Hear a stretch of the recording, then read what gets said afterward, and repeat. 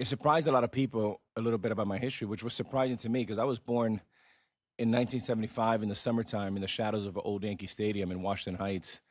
My father owned a shoe store. My mother used to work at General Motors for 10 years, wake up at 3:30 in the morning, take two buses, take a train. I think I got my fundamentals from my parents because my dad was a baseball player and he was good with numbers. And my mom's work ethic was, I've never met anyone like it, never saw her miss a day of work.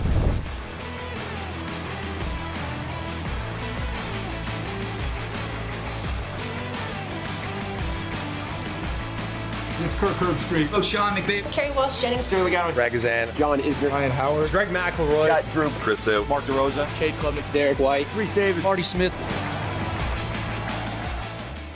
Welcome back to Pure Athlete. I am Jeff, along with Britt and Brad. Men, welcome to season 5. Man, I'm excited. We had a little tease last week, but this is the first time getting together for this season, and we've got a bang up show today. Well, the first thing we got to talk about is the new studio here. Yeah, This looks amazing. I like the way I look. I like the way I look in this studio. I look younger. All that hard work I did this summer, man, it just looks so Dude, good in there. I'm telling you that when you put up that drywall, Jeff, it really was. Really our leader. it was our goal to make you look younger. Thank you. It worked. Yeah, It definitely they did worked. a great job. Yeah. They did a great job. It looks good. So many good things we talked about in the tease happening last week. But guys, I'm excited for today because today's guest has been kind of at the top, man. Like he has had all the pressure on the world since he was 17 years old as a high school kid down in Miami. But look, he's 14-time All-Star, 3-time AL MVP, won the World Series in '09 with the Yankees.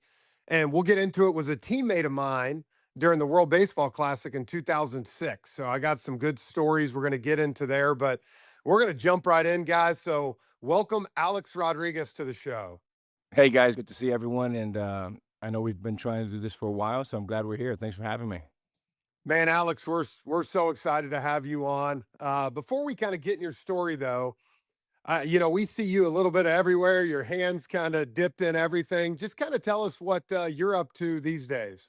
Yeah, so the most exciting thing I'm doing is I'm taking my little one. I have two daughters, Frenchie, as you know, and I have a rising senior at the University of Michigan who is in the musical theater program, and she's all excited about just the life in theater. And my little one, Ella, I'm dropping off today at North Carolina. She'll be a rising freshman this year. So that's my main focus. I would say on the business side, at A-Rod Corp, we kind of do three things. We have real estate, we do sports, and we do tech investing. And we've been doing that for about 25 years, real estate being the oldest. And and then I do a little bit of my media, which is in Fox, which, we do that in the whole month of October. And besides that, I just try to stay in good shape, stay connected to my family, and, thank God that everything is in a good place. Man, I got to ask you this. Has Bill Belichick hit up Alex Rodriguez for a little NIL money up in North Carolina? Not yet, but I spent some time with him up there, and I promised him that I'll go to at least a couple games to support them. But Bill's a good friend, and it's just a matter of time, I think, till he gets it just right.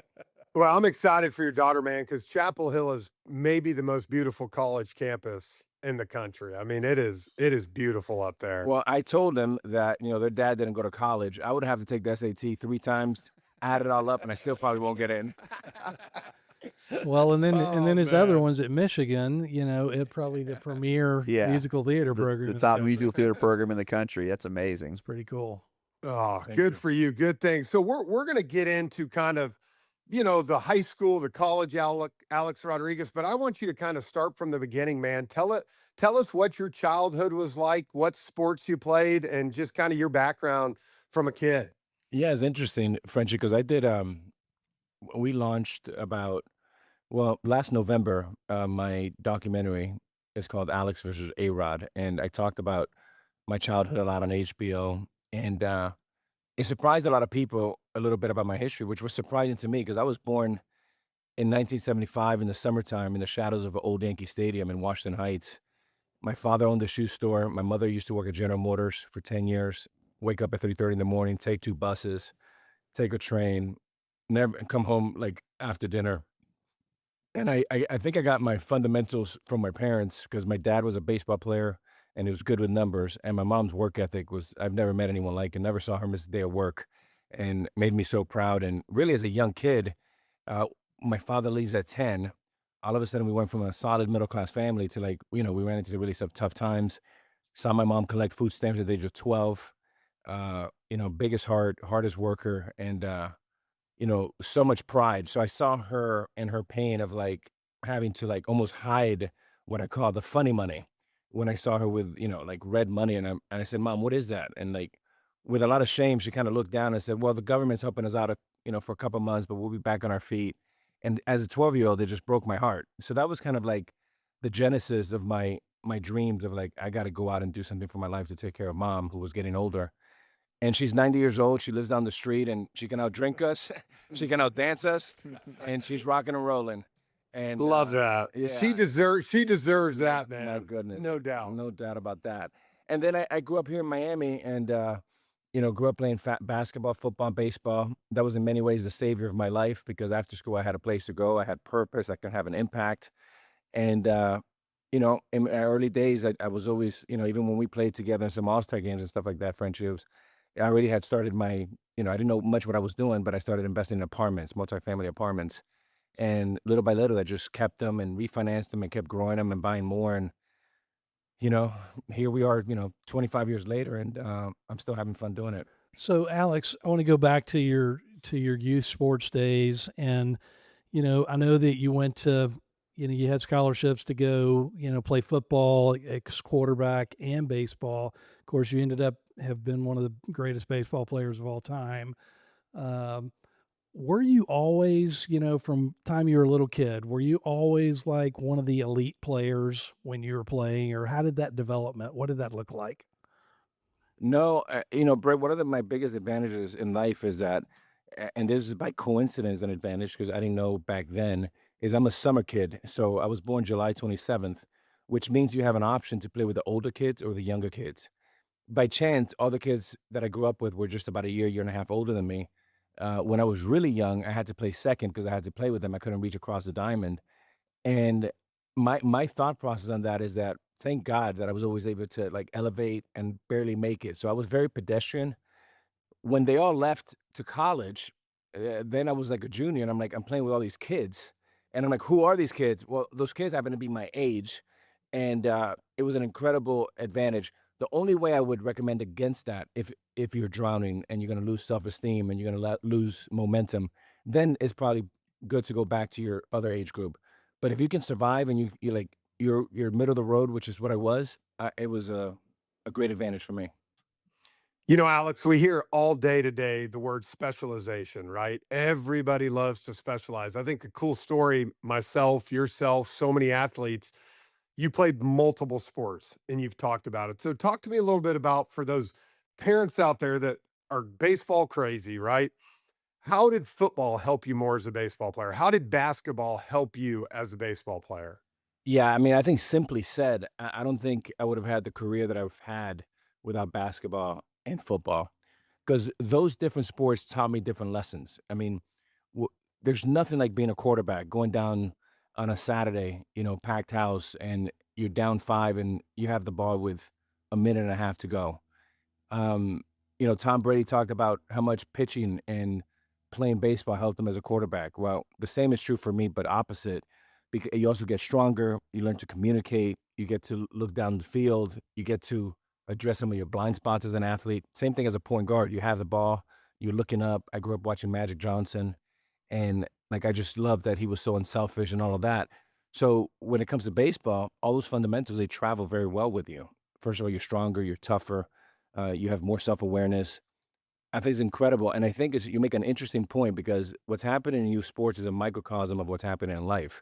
Like you and I grew up where we can play ball, but we can hit the long ball. If we had to bunt, I've seen you bunt, hit and run, hit. I mean, you play for Bobby Cox, I play for Yeah. Lou Piniella, right? So uh, the specialist, I think, in the world of AI, we all have to become generalists because we all have to like learn how to get along with each other. And the EQ has never been more powerful.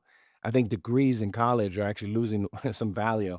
And being a generalist and being able to connect with people, it's really, really important. So I think the thing in sports, I mean, if you can't bunt, hit and run, hit good pitching, you know, go with the motion of like what it takes to win baseball games, I think is a dying breed and is unfortunate. But yeah. Alex, can you talk a little bit about your high school baseball team that you played on? I had a friend who went to bowls and talked about like playing you guys in a tournament or playing you and just how talented that team was. Yeah, it was a special situation. It's about call it 25 minutes south of the University of Miami in US one. That's where it was. And it was this tiny school called Westminster Christian. And from kindergarten to 12th grade, it's about 300 people. But yet we were the number one team in the country. We had 11 for Division One scholarships, which is crazy. Like the people on our bench were getting Division One scholarships. I think we had 4 or 5 playing the big leagues for my team. And it was one of those things. The best way to describe it is either like John Wooden at UCLA basketball or Coach K at Duke. We were small, but we were mighty. And we had to travel every weekend because all the big schools, the 4A schools, they had nothing to win. It was all to lose because they're going to lose to a little school called Westminster Christian. And they have 4,000 students and we have 300. So nobody wanted to play us. So we had to go to Fort Myers, Jacksonville, play bowls. We had to go play all over the state of Florida. Every Friday we were off on the road. And it was just an incredible experience to be able to have that type of experience, travel on the road.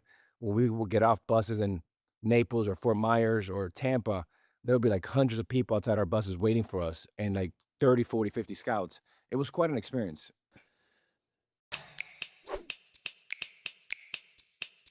Hey, this is Bobby Way Jr. with the Kansas City Royals. Okay, I'm Tim Corbin. This is Ryan Howard. This is Chris Sale with the Atlanta Braves. Mark DeRosa. I am Rob Friedman, better known as Pitching Ninja. This is Jeff Francoeur, and welcome to PA Plus Baseball.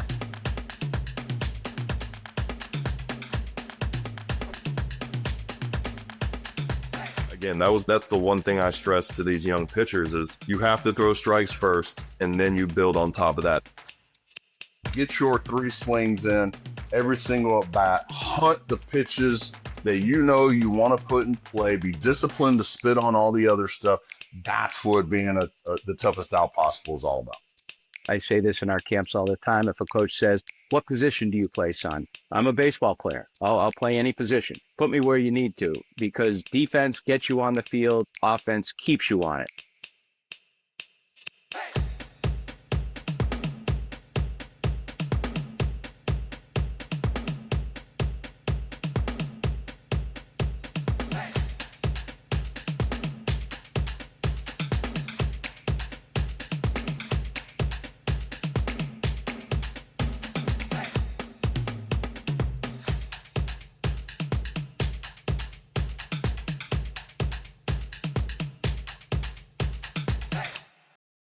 Alex, I'm curious. Even before those high school days, I mean, you ended up in the big leagues hitting what 696 home runs.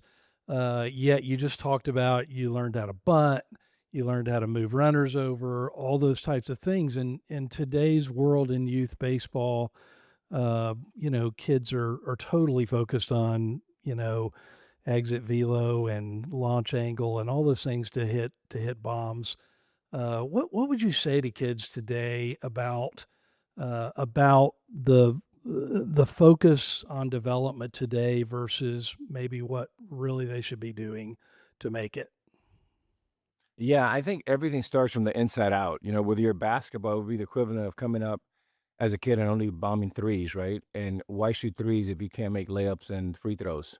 So I would always start from the rim out, right? In baseball, you start with bunting, hit and running, hit the ball behind runners, and then the more you hone your craft as a hitter, the more solid contact you make, and you stay healthy and work hard.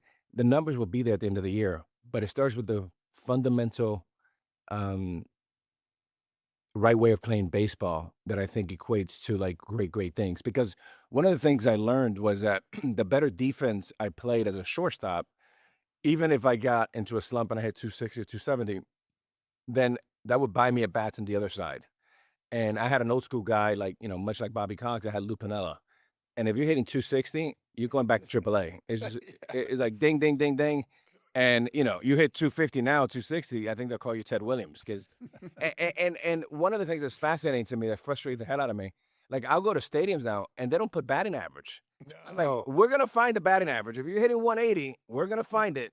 And I was taught growing up that the four fundamental stats that you need to win are average, home runs, RBIs, and runs scored. Uh, all the other stuff, like I said, chemistry. You sound like you have to be. The one thing about analytics is you got to remember, like guys like Frenchie and I, we're ball players. We're not electric engineers. We're not physicists. It's like if you give us too much information, like I'll fall in the pool. I can't even see it straight. Or if you give Manny Ramirez a big pop of this information, all you're gonna do is freeze them, right? You have to watch the game. You have to recognize pattern recognition, and there's no better tool. And you watch games right now, and guys in the dugout just in their iPad. They're not paying attention. And I always remember watching when we play the Braves. Chipper would sit in the top thing and be quiet and watch every pitch because that's the best way to learn the rhythm of a game. I always say, Alex, watch Freddie Freeman now. You never see him on an iPad. He is what Chipper did, watching the game, learning the game.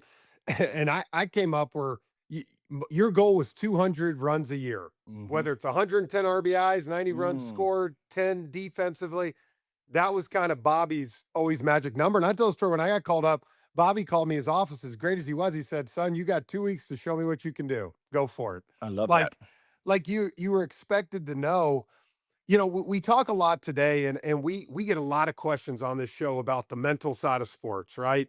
Obviously, you have to have the talent, but where did you find that? I mean, dude, you got called up to the big leagues at such a young age.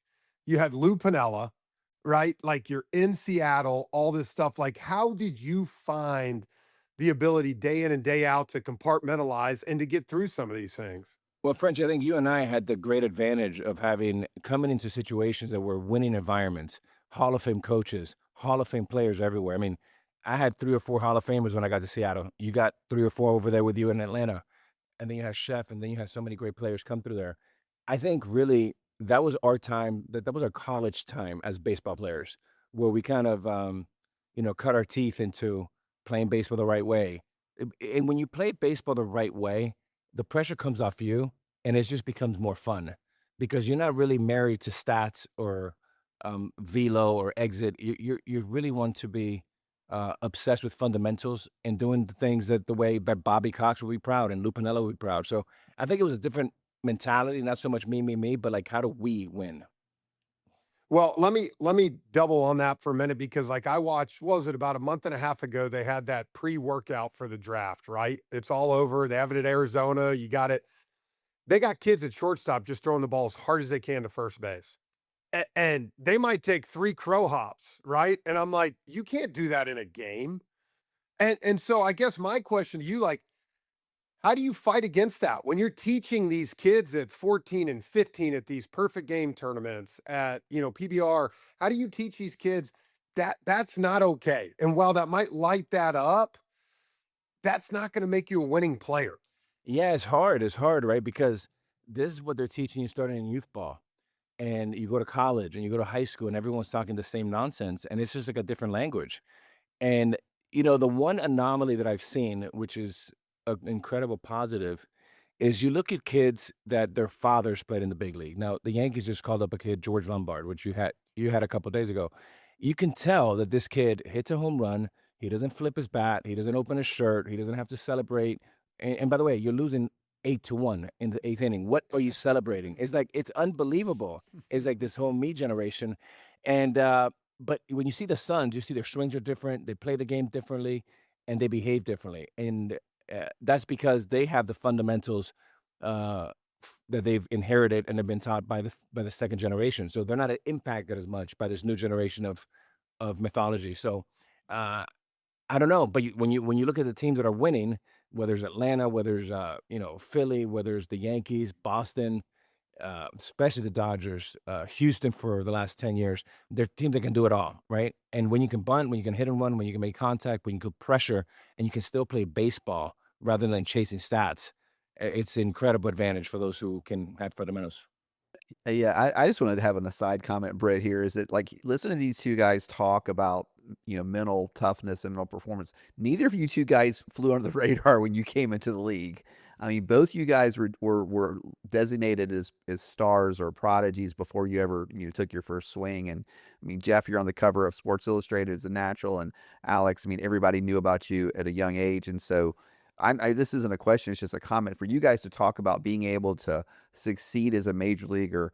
I mean, you weren't some underdog. I mean, every camera was on you from the first moment you stepped on the field, and so like, I guess there is a question now, but like, what was the key? I mean, like everybody thought you're supposed to be a superstar. That's even harder than being someone that's kind of under the radar. How did you deal with that? Yeah, and I'm interested to hear Frenchie as well. But I think, Brad, what happened with me, I had two coaches, which is one of the most incredible gifts that I was very fortunate to have. From age 15 to 25, I had two coaches, Rich Hoffman, my high school coach at Westminster Christian, and Lou Panella for 6.5 years. So that's just two voices. I feel like, in a game, a player can have five voices in one game. I had two coaches in 10 years. So I think that created a very a clear vision of what it was like to play winning baseball and what was important and what was not. Once I got to the big leagues, I think being in an environment in the Pacific Northwest where all you can do is focus on baseball is having Lou Piniella, Ken Griffey Jr., who was our Michael Jordan at the time, and watching the way they behave, Edgar Martinez, the way he took at bats, the way he didn't argue with umpires, the way he did argue with umpires when nobody was watching it, maybe in the next at bat. All those little nuances that you see from Jay Buhner. We just had a 50-year Yeah. anniversary, and like with my guy Jay Buhner. I mean, I love those guys so much. Frenchie, it's like if Bobby Cox was here right now, you just love him like a dad. You just want to hug him Yep. because only as a young kid when he brought you in that office, the goodness of his heart that he said, Frenchie, you got 2 weeks, big boy. I mean, how beautiful is that? He's being honest, he's being transparent, and you obviously you did great things. So I think that was helpful to have role models and a protective system around me. And I actually think Lou Piniella just told me that a couple times. He said, if I would have had you under my tutelage for another 3 years, I think you could have avoided some of the problems. And I'm not going to say that because my problems are, and there's no excuses for the stupidity that I've done. But it was nice to hear that Lou thought that he could have made even a bigger impact than he already made. Alex, this is a cool story that I like to share because, in '06, I get a chance at 22 years old to play on the World Baseball Classic. And you're in the prime of your career, right? Chipper's in the prime of his career. I think you might even come off a AL MVP the year before or one before that. And I was telling Brad and Britt this story. We went to dinner, if you remember, out in Arizona. Mm-hmm. Me, you, and Chipper. We had like a Mhm. 4-hour dinner that night, which was unbelievable. And the great news is I didn't have to pay. They pay, which they should have. Mhm. But I remember how cool it was. And this is such a testament to you. And I brag on this all the time. You asked so many questions Mhm. that night. I had never seen anything like it. Mhm. To not just Chipper, but to me. Here I Mhm. was 22 years old, Mhm. and you were asking me all these questions on how Mhm. I prepared, what I did. And I always told them that stuck with me because it was like, here you were, MVP status, one of the top, if not the top player in the game at the time, best player on our team, which was amazing because we had Mhm. all stars everywhere. And yet you were trying to learn Mhm. so much. And it always stuck with me. I remember, I think 2.5 hours in, I'm like, time out. I want to ask freaking questions about you. Like, I want to know what makes you tick. But I thought that was cool. And is that something your mom taught you? You had people talk because we always say today, people talk too much, they don't listen. Right. You were listening, continuing to get better. Where did that come from? Yeah, but I've always was taught that you have 2 ears and one mouth, and you should use them appropriately. The thing I've always been like that, and when I study the great ones, or I study and I read autobiographies, and you go back and you hear things about like John D. Rockefeller or Carnegie or Ford. Uh, they all have like one fundamental asset that they were incredibly curious and they always wanted to learn. And I think the learning curve, probably the peak of it is when you're 75 years old. It's the one commodity that we can take in and get a little smarter every day. And, I'll never forget this story where, in Seattle, we had these very long trips and we would fly back in those days from Seattle to New York. And then you play New York for 3, East Coast swing, Red Sox and Baltimore, 3-3-3. But when we would fly over, it would usually say a Sunday afternoon, maybe Monday off, and then we play Tuesday in New York. But in the flight over, Edgar Martinez used to drink wine, and he would always sit in the back. And I would go back, and I would just, like, to your point, Frenchie, I would like just pepper him with, how'd you lay off the 2-1, pitch? How'd you get that leverage count? How'd you do this? How can you see that split finger and like there's no rotation? How can you lay off that? Did you know it was coming? And somewhere when we were in Oklahoma, we was like 2 bottles of wine in. He goes, "All right, no more fucking questions. Get your ass back to the front of the plane." And I was 18 years old, and I had a notebook. I was like, "What are you, a reporter, a detective? Get out of here!" Yeah. So because I didn't go to college and I didn't have like a formal education, I've always been one that I want to study people. I'm truly interested in people like you. Like, I'll be interested to know how you guys prepare. And also, like, I felt terrible the other day when we couldn't get this thing done. So I think empathy and having compassion for others and putting yourself in other people's shoes. I mean, that's some of the fundamentals that I've worked in my therapy over the last 10 or 12 years, is really kind of addressing two things. Like, how do you increase self awareness and decrease ego? And I think that's been a good formula for me. And I think I thought about it today, this morning. Like, those are my prayers. Like, how can you reduce ego and increase self awareness? And when you have great success early, those two work in opposite directions, and that becomes very dangerous. Boy, that's such a powerful I thing, love that. Alex. Yeah. I love that we're talking all about the mental side here and the mental approach. And I want to ask you about, baseball's always talked about as a game of failure.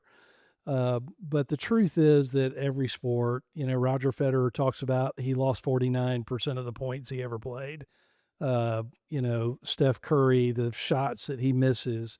And for young kids, the hardest thing is to learn how to put, the mistake they just made behind them and move forward with confidence and thinking they can do it. Did you ever struggle with that? How did you, what advice would you give to kids today about being mentally strong and being positive? Yeah, I think, Britt, that starts with your parents. I really do feel that way. And I read a crazy stat that like 80 to 90% of kids quit their sport on the ride home with their parents. And, you know, what that basically means is that you talked about being a specialized era that we live in today, and the pressures at 12 years old. You don't need to be keeping up with the Joneses. Nobody cares how far you hit the ball. Like, I stunk at 12, and we're defining people, young kids at the age of 12, when they're not even developed as a human being yet. Like, their brains are growing. Like, I was a little shrimp at 12, right? And it would be so unfair. And first of all, today, which is another subject, is I couldn't afford to play baseball today, because if you're not rich, it feels like my mom couldn't. We didn't have a house to refinance, right? So it was a different era completely. I think the more kids can think about playing more sports, enjoying themselves. I think kids have to have fun, because if you're having fun, you'll never quit baseball. So we can't forget, it's a game. We're not like rock physicists that are trying to like put SpaceX in the moon. Like, we're not that smart. We see ball, we hit ball, we fundamentally work on our game every day, we hone our craft every day. And you think about, how do I get a little bit better every day, and divorce yourself from results. And if I had a son, which I don't, I have two daughters, uh, before the age of 17, he would not be allowed to have any like electronics on him. I don't care about exit velo. I don't care about how hard you throw. I don't care about how hard you throw from shortstop. That's an absolute joke. And I've seen this thing too. So it would just be about enjoying the game, honing your craft. And my questions is not, "Hey, son, what did you do? Well, did you hit a home run?" No, it would be like, "Hey, did you enjoy yourself? Did you prepare? What was the most fun part of the game? What was the biggest lesson you learned?" And if you keep it about that, then you, I think, have a chance to rewire your kid's brain to say, "Oh, I'm supposed to play fundamentals and I'm supposed to have fun, because dad, those are the first two questions he asked me." It wasn't like result oriented. As a parent, I would stay away from results and think about process. Yeah, I love that. And especially at early ages. I mean, today, and it's parents and coaches, man, it's not that critical at 8 years old. We got to have kids developing a love for sport and a love for the respite that sport is from all the other things in life. And instead, we pile on and make it, one more pressure cooker for kids.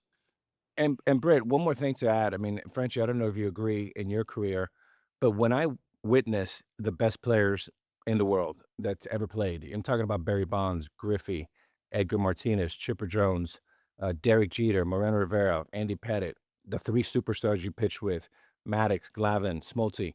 They all have one thing in common. The through line is they were all black belt fundamentalists. At the end of the day, no one knows pitching more than Greg Maddox. No one knows hitting more than Chipper Jones from both sides of the plate. And when you're able to have the fundamentals as a foundation, then ultimately you've kind of set the floor. It's just no matter how high you're going to go. But the fundamentals set the floor. You never look at Chipper Jones's card and be like, oh, 330, oh, 220, oh, 400, oh, 100. No, everything's going to be like right around 300. And that goes back to his fundamentals. If you got kids playing sports in middle school or high school, Booster is the easiest way to raise money for their team. From uniforms and equipment to travel expenses, Booster makes fundraising simple and fun for schools and sports programs. Check them out at choosebooster.com. That's choosebooster.com, or just click the link in our description to see how your team can boost their fundraising this season. Doesn't it blow you away when you look at the game today? And I know Chipper came back, was a hitting coach for the Braves, kind of here and there. And I'd get stories of nobody listening to him, right? I think about the Seattle Mariners right now, last in baseball in runs scored. You have Edgar Martinez sitting here in your dugout. Like, what is it that these kids getting taught that there's a certain way? Like, I would be sitting there, like when I was in a slump, Chipper's the first guy I would go to, come in the room with me. Now, we think hitting different, right? But he could tell me that. When I was in Kansas City, nobody listened to George Brett. It blew me away. I'm like, this dude got 3,400 hits. I mean, Like, if Michael Jordan walks in the room and you don't want to ask him about basketball, I mean, I think you got to be like nuts, right? well, And Lou Piniella and Bobby Cox, I was talking with Lou this weekend in Seattle with the anniversary of 50 years. And he's like, I don't think I'll get a job today, son. I mean, I don't know what the hell I'm watching every night. And it just brought such great. Imagine if Bobby Cox was telling you stories when Oh, I gosh. get goosebumps because it brings you back to your young kids, those formative years. But yeah, I mean, John Olerud, I don't know if he'll have a job today. The guys like Keith Hernandez, because these guys, all they knew how to do was win, play good baseball, and go from there. It's a different game. It's funny. You talked about George Lombard, right? And I was up there Tuesday night and we were sitting in Booney's office with him. And it was so funny because he was like, he talked about his body type being a lot like you, brought up your name. But isn't it funny, like you watch him play the game and it looks like he's played at the big league level for 5 years. Just his IQ of the game, his doing this. So I love what you're talking about. These coaches, these kids, and we talk about it nonstop on here. They need to worry about development. Smoltz said on here one time, what'd he say, guys? He said, I wish more coaches would have the nuts to worry about development than winning at the early age. Yeah, for sure. For sure. And so true. But I mean, think about it. Britt, let me just say one thing here. Like, if you think about the fundamental concept of where sports, I don't want to just say baseball because I think, tech has taken over sports. Imagine in the business world, if we said, all right, we have Warren Buffett. He's 95 years old. You're 40. You're out of the game. Steve Jobs, you're 40. Apple wouldn't exist without you. So we're going to get you out of the game. Jamie Dimon, you're almost 70. You can't be the JP Morgan. Like the knowledge, the institutional knowledge that is wasted in today's game is massive. And to play for a young college coach that's never had the experience of managing. I mean, Bobby Cox would put metal cleats. I mean, Leland, LaRussa. I mean, and as many times as I struggled to be able to look in my dugout and have Lou Piniella, Larry Boa, Lee Elia, John McLaren, Sam Palazzo, Lee Mazzilli, Willie Randolph, institutional knowledge that I would just go to and say, hey, tell me about when you struggled, when you were 0 for 20.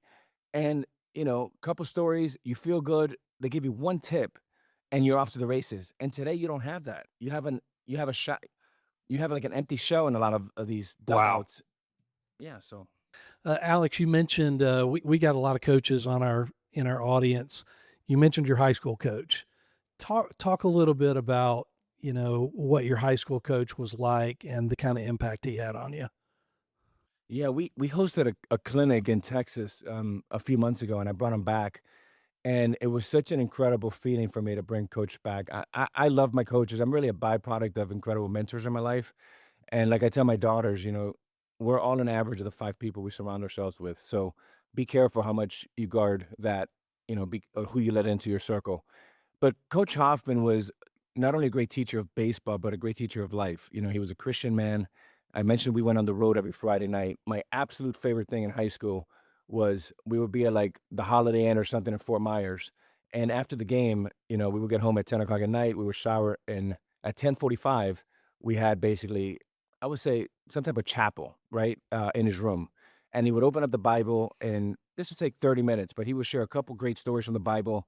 And then he would somehow weave it in to where we are as a team. And you just felt like you were part of a cool cult. It was like, we're a team, we're a family, we stand for the right things. And it wasn't about winning, it wasn't about results, it was about doing the right things, working hard, uh, you know, earning everything, all the great lessons that I learned there. Man, I'll tell you, that was like my university. So I love that, man. Awesome. Awesome. Alex, I can't now ask this question, but I mean, the decision you made to join the Yankees, knowing what you were getting into, can you talk about the process of knowing that, Jeter's there, knowing that the most popular player or one of the most popular players in the history of the Yankees is there and in your position, knowing the pressure that New York City is going to, give you by just taking it. Can you talk about just what went into that decision? I mean, because you had literally the pressure was off of you in Texas, and you put it all. He was sick of losing 100. Well, maybe that was the answer. Dude, Let him answer it then. Yeah. But just it's 150 degrees and you're losing 100 a year. There you go. 100 for 100. That's your next documentary. But I think Frenchie's right. But, whether we lost 100 games or 200 games, I made a 10-year commitment to Tom Hicks, who was the owner of the Texas Rangers. And I took that commitment very seriously. One day, Tom was a great mentor to me, and he passed away, within the last 12 months. He was a great man, great family. And as a matter of fact, when I got married almost 25 years ago, he did the dinner and the wedding at his house, which, I'll never forget and forever grateful. But he came to me and he said, Alex, after the third year, and I had just won MVP, Gold Glove, and had a really outstanding year, he called me over to his house about a week after the season's over. And I think we're watching Oakland play Minnesota on TV. And he said, look, I'm having some liquidity issues. And you're one asset that if I move, it can be very helpful. So if you don't want to move, no harm, no foul. But if you do want to move, maybe come back to me with 2 or 3 teams that I can trade you to so I can have some relief in my balance sheet. So I told him, I think the Angels, the Mets, and one other team in Boston. And we got a deal done with Boston where there's 3 signatures. We worked on this with John Henry, Larry Lucchino over in Boston over 2 months, very quietly. And you have and the deal was I was going to concede almost $50 million. And we had a John Henry signature. We had a Bud Selig signature. We had a Tom Hicks signature, but we were missing one. And that was Don Fear. And Don Fear, who was the head of the union for many years, refused to sign it because he thought it would set the wrong precedent for players like Frenchie and others behind us, that we can't have players as a habit giving back $50 million because, once you open that up, you'll never close it. So when the deal in Boston fell apart, I'm sitting next to Brian Cashman a week later at the MVP to collect my MVP, and I'm having a couple cocktails. And Cashman's was like, boy, I'm kind of sorry, not so sorry that the deal didn't work out with Boston. I go, yeah, it sucked, worked on it for 2 months. So I have another cocktail, and he has another cocktail, and he says, hey, well, if you were willing to play third base, you would be here. And he kind of said it as a joke. And I'm having a couple more cocktails, and I go, how serious are you about that?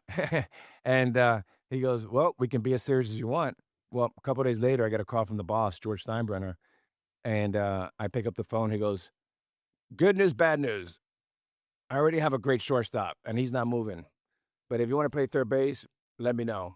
I go, hello, who is this? And then I called him back the next day. He goes, all right, I'm willing to move to third base.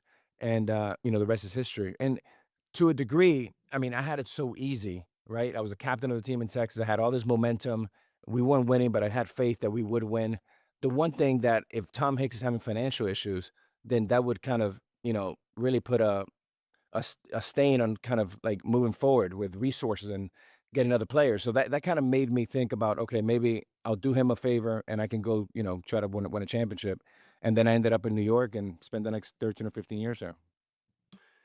You know what I love about that story too, Alex, is if you didn't go through what you went through in New York, you probably would not have the impact you did today. You always thought we talk about the kids getting out of your comfort zone, right? Mhm. Like experiencing something, the highs, the lows, because there were some bad times, there was great times, but I think that's so cool that you wanted to go there and take that on. Alex, we appreciate you joining us today, man. I'm going to finish up with one question. You've given so much good advice to parents, to coaches. So I want to ask one thing. A-Rod's 15 years old. He's down in Miami. What's one thing that you're so glad that you did to make you successful? And what's one thing looking back that you might at 15, 16 say, I might have done this a little different? Yeah, I think what happened with me, French, is like ever since I was 15, I was on like this ascending kind of, in a way, a rocket ship, right? Where I didn't hear the word. I mean, Sports Illustrated had me at 15 as the best player in the country at 15. And then I was the number one pick at 17 by the Mariners. And then I get the largest contract at 24. So I had all these like massive wins and small wins along the way. And I think with that, me ascending for so many years, I think that created a bit of a blind spot and created lacked self-awareness. And when you don't hear no as a kid for 20 years, I mean, that's not a good habit. That's not something I would recommend for anyone. And then you're making $250 million at the age of 24.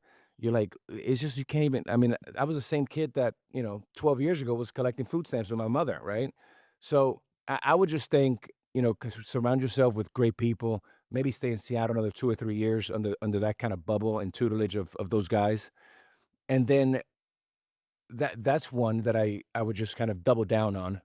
And something I would take back is probably, God, that's, I mean, we can be here all day. But I would just say exactly what I'm thinking now. Like I would probably have gone into therapy because I actually think that I understand the responsibility I have today as a father to two girls. I do think that fundamentally, no excuses for anything I did.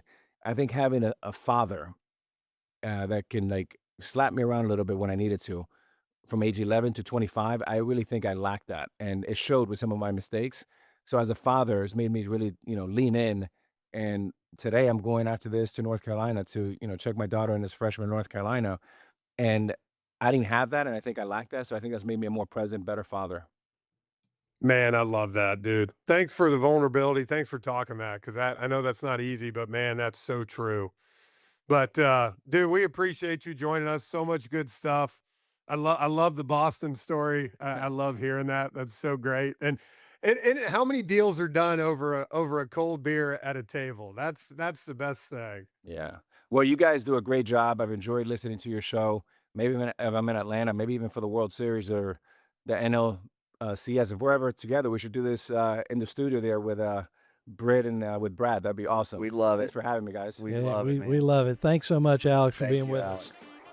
Hey guys, if you enjoyed this episode, be sure to check out more videos from us right here. Don't forget to like, subscribe, and hit that notification bell so you never miss a thing. Follow us on social media at Pure Athlete Inc. for even more content. Thanks for watching, and we'll see you in the next one.